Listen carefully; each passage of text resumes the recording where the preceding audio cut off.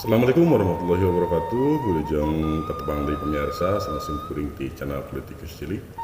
Anu dina dangat ayeuna simkuring bade medar cariyos dina bahasa Sunda anu judulna Sesakala Sumur Tujuh. Sateuacanna anu teu acan subscribe mangga diantos subscribe-na kanton neken tombol subscribe-na, share, like, sareng komen diantos supados nyokong channel ieu langkung tumbuh saya ka payuna. Supados teu nyangkolong kana watos mangga urang kawitan babad tatar Sunda cariyos dina bahasa Sunda dina judul Sesakala Sumur Tujuh. Di lamping Gunung Karang aya sumur anu aneh, reana 7. Kudu percaya mah sok dipuja eta sumur dongengna teh kieu. Raja Pajajaran anu panutup Sang Prabu Siliwangi kagungan hiji pingitan pislireun putri geulis jenenganana Lenggang Kancana nyaeta putra Pandita Puncak Manik di Gunung Pulosari. Kulantaran anom keneh eta putri teu enggal-enggal ditikah ku sang raja, tapi teu meunang ka mana-mana. Geus sababaraha taun dipingit di kaputren, malah ari saenyana mah geus sedang rumaja putri. Tapi unggal dipariksa ku Kanjeng Raja ngan nyuhunkeun sarantos bae. Geus ti dituna meureun kudu manjang teu nalakon. Kacaritakeun hiji peuting malam Jumaah putri teu kersaeun kulem ngaguligah teu puguh nu dimanahan bimbang hareudang bayung-yang nepi ka medal ka kaputren lungsur ka patamanan. Harita teh nuju ngebrak caang bulan ninggang tanggal 14 dikaresepkeun anu ngarora. Kabeneran nu ngajaga sararek keneh lir keuna ku panyirep atuh putri kacida laluasana ameng ngurilingan taman teu aya nu nyisi kudi. Kembangan keur sedeng mangkak bareukah sumeleber nyambuang sapakarangan. Nyi putri raos kagagas ras emut ka ibu ramana nu mangkuk di puncak manik. Sigeng putri nuker aya di patamanan kocapkeun di awang-awang aya satria kayangan jenenganna Dewa Putra keur ngalayang mulih guru ti Sang Wiku di Gunung Megamendung. Barang nepi ka luhureun Taman Sari Sang Dewa Putra ngarandeg reh ningali nu geulis kawanti-wanti nu endah kabina-bina lir ku kupu katarik ku kembang seungit nu matak uruy maduna. Anjeunna enggal nyirorot teu nganggo tatapasini gapruk putri teh disamber biur di kaluhur cag bae diecagkeun dina mega di Madya Gantang. Mugi ulah rengat mana ceuk Dewa Putra ka putri anu mawi dibantun ka dieu teh bade didamel pupujan sakahoyong tinantos ditedunan. Bilih hoyong teras kemengan di taman, ieu tempat ayeuna bade dicipta sing jadi patamanan. Dewa Putra neneda ka para dewa sarta harita keneh ge jeleg bae di awang-awang aya taman anu kacida alusna. Atuh putri teu kira-kira kagetna sajongjongan teu tiasa sasauran. Saenyana ari dina mah putri teh ngaraos bagya ditepangkeun jeung nu kasep raos kaguncuran madu ka urugan menyan putih. Tapi wantuning kakara sasarengan jeung pameget di nu singkur manahna teu oleh risi jeung teu ngartos kana maksud Dewa Putra. Pok sasauran kieu. Bilih gamparan teu uninga abdi teh pigarawaeun Sang Prabu Siliwangi. Ayeuna abdi aya di dieu teu kalayan idin anjeunna mana teuing benduna hukuman naon anu bakal ditibankeun ka diri abdi. Gamparan tatos uninga nanging ieu sadayana lepat gamparan saya nama disunkeun heula ka Sang Prabu Siliwangi boh dipaparinkeun boh teu panasaran. Ari lampah nyiwat teh sanes panata utami sanes laku sinatria. Ayeuna mah saumpami teu wantun patunggalan Sang Prabu Siliwangi kedah enggal abdi pulangkeun ka Pajajaran. Dewa Putra hemanggalih reh nembe umur-umuran aya anu ngaweleh estuning beak wirasat teu tiasa ngajawab. Ngapung kabeh mendung rek naros ka Sang Pandita. Sinigeung ngawang-awang jeung putri lenggang kancana di Taman Jomantara. Kacarita Sang Pandita Puncamanik ramanyi putri ka Sang Prabu Siliwangi diperih pati kedah ngilarinyi putri. Saumpami teu kapanggih baris dihukum. Wantuning Pandita Sakti weruh sadurung winarah gancang sukmana ngalayang ka Taman Jomantara nepangan putra. Pok sasauran kieu. Nyai anak ama, ieu ama datang teu jeung raga badag dihin pinasti anyar pinanggih naon-naon dilakonan ku urang geus dipastikeun ti baheula ku Gusti Nu Maha Kawasa. Nyai ulah susah-susah ngan bari sumerah bae ka pangeran. Lalakon Nyai teh panjang bakal nyorang kapihatinan tapi bakal dituntunan ku kamuliaan. Ayeuna urang pepanggih panungtungan sabab ama rek nyingkir ti puncak manik rek neangan lembur singkur mandala singkah memeh ditebanan hukuman ku Prabu Siliwangi. Ari satria anu nyiwat Nyai jenenganana Dewa Putra asal terah kahiyangan tersana mileuheungkeun ka diri Nyai. Tapi Nyai memeh kawin kudu aya tanjakan heula nyaeta nyuhunkeun bumi di tengah patamanan di Gunung Karang anu make sumur 7 katut pamandianana. Sakitu wasiat ama. Muga-muga Nyai sing sabar tawakal jeung sing percaya kana caritaan ama. Ayeuna ama amit. Nyi putri lenggang kancana ngahuleng sajongjonan. Raos dina pangimpenan manahna teu oleh sangsi. Naha nya anu sumping teh ramana atawa lain.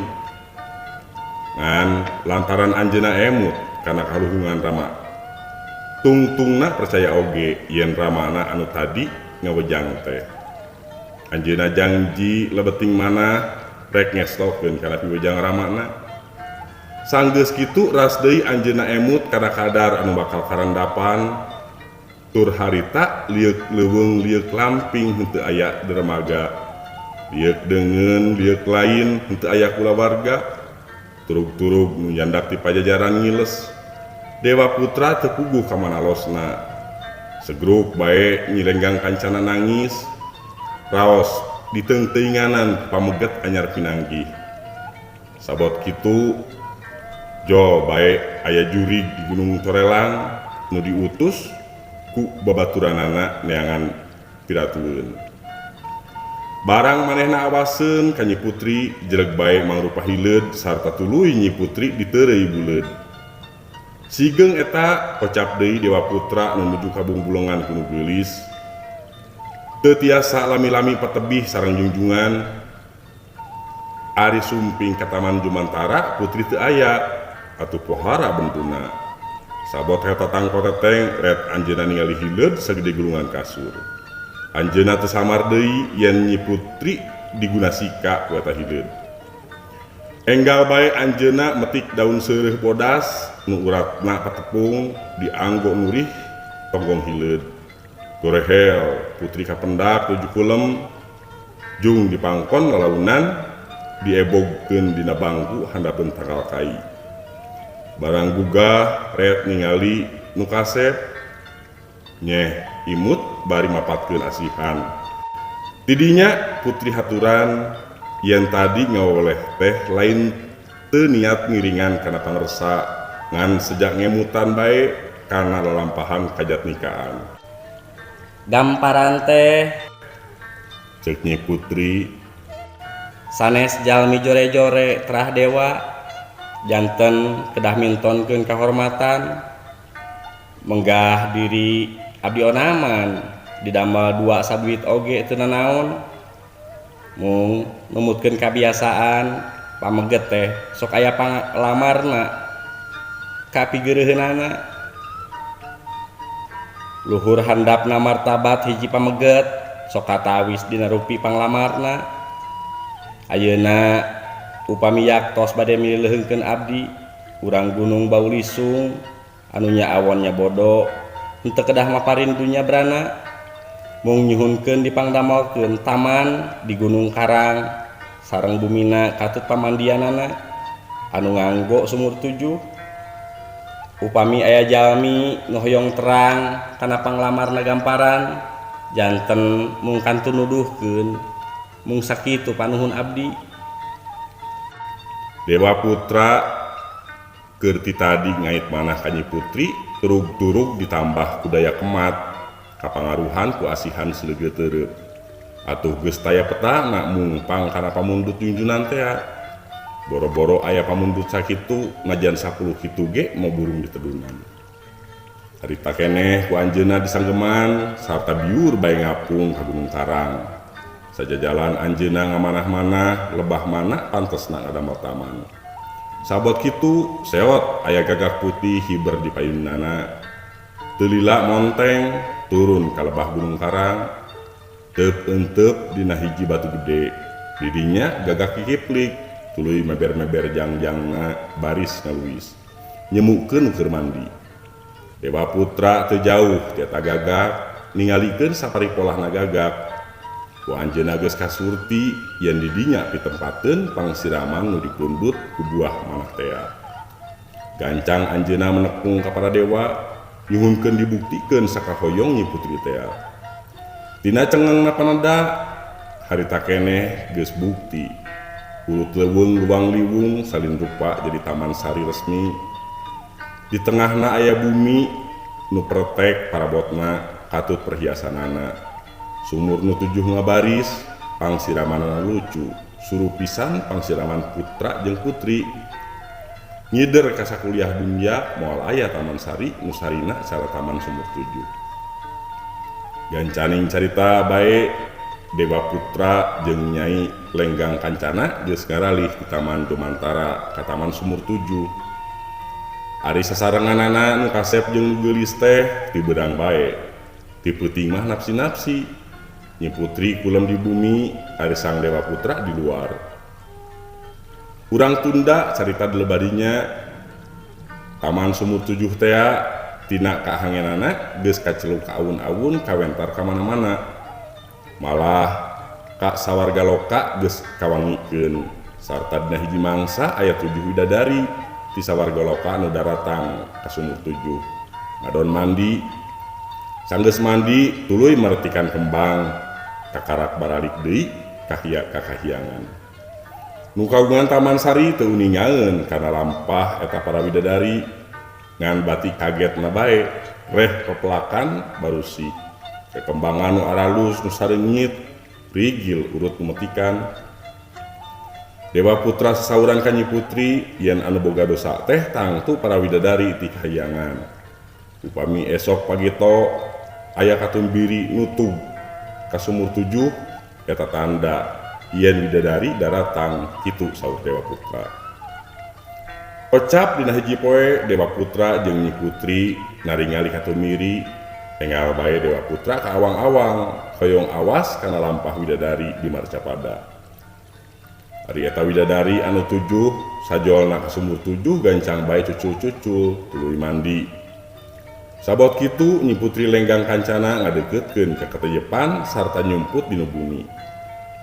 Anjeunna heroi kacida ningali anggoan widadari nu sakitu aralusna nu tara aya di dunya bawaning ku panasaran mimitina hoyong uninga lesangna dirampaan anggoan widadari teh baik dicanda ka panyumputan rap diajaran buat resep tuluy bae angguanana diteunden dina urut angguan bidadari. Kolesed ti panyumputan angkat nganggodang dosan aheng bari teras metikan kembang. Katingali ku dewa putra ti awang-awang ngarukan bidadari prak bae ngagayuh angin atuh harita keneh ge hiuk angin ngagelebug nebak nyai lenggang kancana. Gancaning carita bae nyi putri teh geus aya di kahyangan kabawa angin. Bidadari anu 7 bada mandi ruprap dangdan ngan bidadari nu bungsu kahemengan lantaran angguanana aya nu ngahilian malah anu genep ge ting haruleng. Henteu nyana bakal kajadian kitu. Sabot kitu ngong bae di awang-awang aya sora tan ketinggalan kieu pokna. Dewa putra teu kaidinan ku para dewa garwana ka urang Marcapada. Nyi putri lenggang kancana lantaran taya dosana ayeuna geus diasupkeun ka kahyangan. Kusabab eta anggoan nyi lenggang kancana ayeuna kudu dianggo ku bidadari bungsu digarwaleun dewa putra. Geus ditetepkeun ku para dewa pek ayeuna anggoan teh geranggo sarta gancang tepangan dewa putra. Ngan sakitu unggeling sora teh. Ari eta widadari nu bungsu teh bir bebelahan terong jeung Nyai Lenggang Kancana. Pamuluna dedeganana goloyorna malah gentrakna sarua. Turug-turug angguanana tilas Nyai Lenggang Kancana. Atuh ieu oge geus tangtu kabedi langit kabentar mega. Komo deui dewa putra ningalina ti awang-awang eta widadari bungsu diiringkeun ku widadari nu genep ngajugjug ka bumi kalangan dewa putra. Sarta nu kaungan bumi geus waspada geus lungsur ti awang-awang lebet ka bumi. Srog widadari 7 nepi ka latar. Dewa putra enggal lungsur mapagarwa. Teu samar teu asa-asa yen widadari bungsu teh garwana. Turug-turug anu disangka garwa teh tiasa pisan ngerobah prak-prakan kawidadarian. Satingkah saparikolah teh tayak pisan bedana jeung Nyai Lenggang Kancana. Lantaran ngestokeun tea kana kersa para dewa. Gancaning carita widadari anu genep amitan mundur biur ngarakung ka langit. Katinggal ti kajauhan melengkung katumbirina minangka ciciren widadari du 7 lumaku. Ari widadari bungsu rendengan jeung dewa putra sinaksenan para dewa ti kahyangan. Tuluy putra jeung putri teh tetep penggenep ngageunah sumur 7. Tuluy putra jeung putri teh tetep ranggenep ngageugeuh sumur 7. Pamirsa carios ieu di Ropea di http dongengwing.blogspot. Mudah-mudahan aya manfaatna kanggo sadayana sanak anu saena piceunan awana billahi taufik wa hidayah. Wassalamualaikum warahmatullahi wabarakatuh.